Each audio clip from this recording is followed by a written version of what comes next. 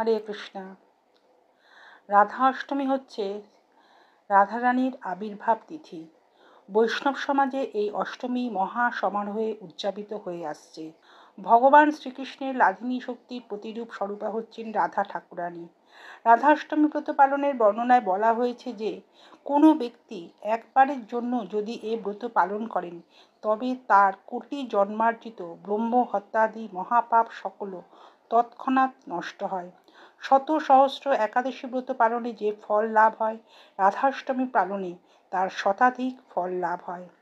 প্রপঞ্চ লীলায় পরমেশ্বর ভগবান শ্রীকৃষ্ণের অন্তরঙ্গা স্বরূপশক্তি গোলকেশ্বরী রাধারানী ভাদ্র মাসে শুক্লা অষ্টমী তিথিতে অনুরাধা নক্ষত্রে মধ্যাহ্নকালে ব্রজমণ্ডলে শ্রী গোকুলের অনতি দূরে রাভেল নামক গ্রামে শ্রী বৃষভানু রাজা ও কীর্তিতা মায়ের ভবনে সকলের হৃদয়ে আনন্দ দান করে আবির্ভূত হন।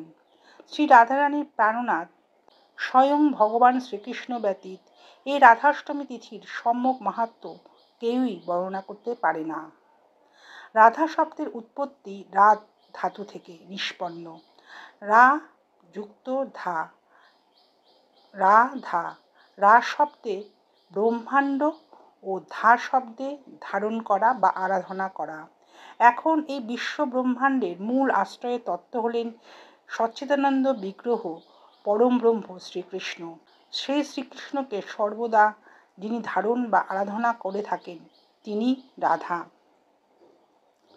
পুরাণে বর্ণিত হয়েছে যে হেলায় বা অশ্রদ্ধায় যদি কোনো পাপিষ্ঠ এ ব্রত পালন করে তাহলেও তার বৈকুণ্ঠ লোকে গতি হয়। পদ্মপুরাণের স্বর্গখণ্ডের 40তম অধ্যায়ে এমনই এক কাহিনী বর্ণিত রয়েছে। পুরাকালে সত্যযুগে লীলাবতী নামে এক পতিতা বাস করত। একদিন নগর ভ্রমণকালে এক সুসজ্জিত মন্দিরে রাধা ঠাকুরানীর পূজা উদযাপন দেখতে পেয়ে ব্রতীদের কাছে গেলেন। সে তাদের জিজ্ঞাসা করল, হে পুণ্যাত্মা সকল, তোমরা এত যত্ন সহকারে কোন ব্রত উদযাপন করছো? তদুত্তরে রাধারানী ব্রতীগণ বলতে লাগলেন, যেহেতু ভাদ্র মাসে সীতা অষ্টমীতে শ্রী রাধিকা আবির্ভূত হয়েছিলেন, আমরা সেই রাধা অষ্টমী ব্রত পালন করছি। এই অষ্টমী ব্রত গোঘাতজনিত পাপ, ব্রহ্মহত্যা জনিত অথবা স্ত্রী হত্যা জনিত সকল পাপই নাশ করতে সক্ষম। তাদের কাছ থেকে রাধাষ্টমীর মহিমা শ্রবণ করে সেই পতিতাও স্বেচ্ছায় ব্রত পালনে সংকল্পবদ্ধ হলেন এবং ভক্তগণের সহিত যথাযথভাবে ব্রত পালন করলেন। পরদিন সর্পদংশনে তার মৃত্যু হল।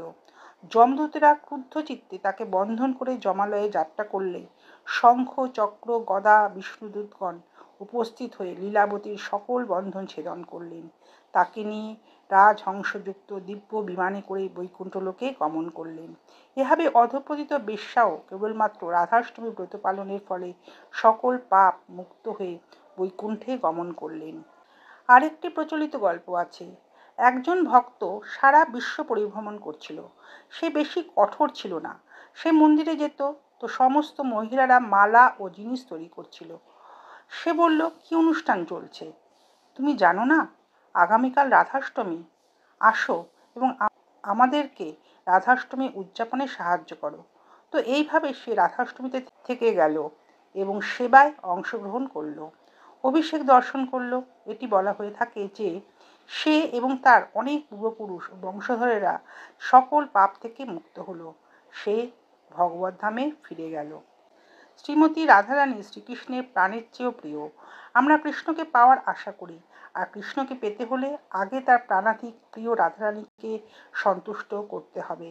এক পর্বত সমান দান করলে যে ফল পাওয়া যাবে, এ ব্রত পালনে সে ফল পাওয়া যাবে এবং অগণিত পাপ ক্ষয়ে যাবে। পদ্মপুরাণে শ্রী নারদের প্রতি শিব ঠাকুর বলেছিলেন, হে দেবর্ষি, দেবতাগণ দূর থেকে যার সেবা করতে ইচ্ছা করেন সেই শ্রী শ্রী রাধারানীর সতত ভজনা করা উচিত। এই রাধা নাম যে ব্যক্তি কৃষ্ণ নামের সঙ্গে কীর্তন করেন তার মাহাত্ম্য আমি কীর্তন করতে সক্ষম নই, এমনকি শ্রী অনন্তদেবও নন।